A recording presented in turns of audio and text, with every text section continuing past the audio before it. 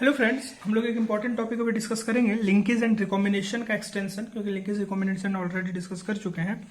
तो इसके लिए हम लोग को डिस्कस करना है जो पेज नंबर 84 एनसीईआरटी आपका है, उसको डिटेल में मॉर्गन का एक्सपेरिमेंट। तो मॉर्गन के एक्सपेरिमेंट के लिए उन क्रॉसेस को बेस बना करके हम लोग को देखेंगे कि मॉर्गन साहब ने आखिर क्या क्या किया। तो मॉर्गन ने एक्चुअली में इस एक्सपेरिमेंट को एनालाइज करने के लिए इन्होंने किया क्या, इन्होंने ड्रोसोफिला को लिया और ड्रोसोफिला पर अलग अलग क्रॉस कराए और क्रॉस कराने के बाद रिजल्ट के बेस पर लिंकेज को बड़ा क्लियरिटी से एक्सप्लेन कर पाने में वो सक्षम हुए। तो आइए पहले इसके प्री रिक्विसाइट्स को समझते हैं आखिर है क्या। सबसे पहली बात, इस एक्सपेरिमेंट को परफॉर्म करने के लिए मॉर्गन ने जिन जीन्स का इस्तेमाल किया वो सारा का सारा जीन कहां पर लोकेटेड था, ऑन एक्स क्रोमोजोम। कहां पर लोकेटेड था, एक्स क्रोमोजोम। इसके लिए कई जगह आपके पास वर्ड मिलेगा, the genes are X linked gene, और these genes are located on X chromosome, और these genes are sex linked gene. इन सब का मतलब एक ही है कि वो सारा का सारा जीन एक्स क्रोमोजोम पर प्रेजेंट होगा, वो वाई क्रोमोजोम पर प्रेजेंट नहीं होगा। इसको आप कैसे समझ सकते हैं हम आपको बताते हैं। आइए देखते हैं।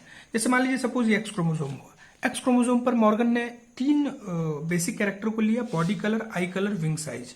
अगर बॉडी कलर लिया तो इसका दो कॉन्ट्रास्टिंग इफेक्ट होगा, एक तो ब्राउन होगा, एक येलो होगा। ब्राउन डोमिनेटिंग होगा, येलो रेसेसिव होगा। जब आई कलर की बात की तो एक रेड और एक व्हाइट होगा, तो जो रेड होगा वो डोमिनेटिंग होगा और व्हाइट कैसा होगा, रेसेसिव होगा। उसी तरह जब विंग साइज लेंगे तो इसमें भी दो पार्ट होगा, एक नॉर्मल होगा, एक मिनिएचर। नॉर्मल कैसा, नॉर्मल साइज विंग, ये डोमिनेटिंग होगा। मिनिएचर कैसा होगा, रेसेसिव होगा। अच्छा, ये सारा का सारा जीन कहां पर प्रेजेंट है, एक्स क्रोमोजोम पर प्रेजेंट है। अब मेंडल ने क्या किया, जो ये तीन जीन है, सॉरी मॉर्गन ने, मेंडल ने नहीं, मॉर्गन ने। यहां पर क्या हुआ कि मॉर्गन ने ये जो तीन जीन लिया, इसमें दो दो का कॉम्बिनेशन लिया, बॉडी कलर और आई कलर का पहला कॉम्बिनेशन लिया, और इनसे इन्होंने क्रॉस ए कराया। जो एनसीईआरटी में क्रॉस ए लिखा है उसमें बॉडी कलर और आई कलर है, और फिर आई कलर और विंग साइज को लिया, उससे क्रॉस बी कराया। तो आइए उस क्रॉस को हम लोग एनालाइज करते हैं, देखते हैं। देखिए, पहला क्रॉस कहां कराया इन्होंने, बॉडी कलर और आई कलर के बीच में। तो बॉडी कलर आई कलर के बीच में कराया। इस बात में आप याद रखिए, मेल को इन्होंने मॉर्गन ने डोमिनेटिंग लिया और फीमेल को रेसेसिव लिया। तो जब मेल को डोमिनेटिंग लिया तो मेल का बॉडी कलर कैसा होगा, ब्राउन, और मेल का आई कलर कैसा होगा, रेड। उसी तरह फीमेल का बॉडी कलर कैसा होगा, येलो, और फीमेल का आई कलर कैसा होगा, व्हाइट। इन्होंने क्रॉस कराया, F1 जनरेशन आया, F2 जनरेशन आया, और अल्टीमेटली इन्होंने जो एनालिसिस किया वो क्या किया कि इसमें जो पेरेंटल कॉम्बिनेशन आया वो 98.6 आया, और जो रिकॉम्बिनेंट टाइप आया वो 1.3% आया। इससे इन्होंने क्या देखा, पेरेंटल कॉम्बिनेशन 98.7 का मतलब क्या हुआ कि जो लिंकेज है पेरेंटल कॉम्बिनेशन का, मतलब एग्जैक्टली उसी तरह का स्थिति आना जैसा पेरेंट से एसोसिएटेड है। क्योंकि भाई जैसा जिन वहां है, जैसा पेरेंट में वैसा अगर प्रोजेनी में आ रहा है, इसका मतलब क्या हुआ, law of independent assortment fail हो गया पूरी तरह से, क्रॉसिंग ओवर नहीं हो पाया। इसका मतलब क्या हुआ होगा, लिंकेज हुआ। इसका मतलब पेरेंटल कॉम्बिनेशन 98.7% आया। इसका मतलब क्या हुआ, दी जीन्स, मतलब ये लगभग 100% लिंकेज की तरफ जा रहा था। इसका मतलब ये दोनों जीन जो होगा, बॉडी कलर और आई कलर, ये जीन काफी क्लोजली एसोसिएटेड होगा। ठीक है। रिकॉम्बिनेंट सिर्फ कितना है, 1.3%। कॉन्टेररी जो दूसरा इनका सेक्शन था वो क्या था, आई कलर एंड विंग साइज। इसमें मेल को डोमिनेटिंग लिया, तो मेल का आई कलर कैसा होगा, रेड, और विंग साइज कैसा होगा, नॉर्मल। फीमेल का आई कलर कैसा होगा भाई, व्हाइट होगा, और विंग का साइज कैसा होगा, मिनिएचर। यहां भी F1 जनरेशन आया, F2 आया, और अल्टीमेटली रेशियो। तो इसमें क्या देखा इन्होंने कि पेरेंटल कॉम्बिनेशन जो मॉर्गन ने बताया वो 62.8% बताया, और रिकॉम्बिनेंट कितना आया, 37.2। इसका मतलब क्या हुआ कि यहां कंसिडरेबल अमाउंट में इंडिपेंडेंट असॉर्टमेंट हो पाया, क्रॉसिंग ओवर हो पाया, जिसके कारण रिकॉम्बिनेंट वैरायटी भी, रिकॉम्बिनेंट टाइप भी कंसिडरेबल अमाउंट में बना। और वो कितना बना, 37.2%, और पेरेंटल कितना बना, 62.8%। इसका मतलब हम लोग एक बेस ये बात बता सकते हैं कि मान लीजिए जैसे अगर ये क्रोमोसोम एक्स है, तो जो पहला क्रॉस हुआ होगा जिसमें बॉडी कलर और आई कलर था, उससे एसोसिएटेड जीन काफी नजदीक होगा, और जो आई कलर और विंग साइज है इससे एसोसिएटेड जीन के बीच कंसिडरेबल डिस्टेंस होगा।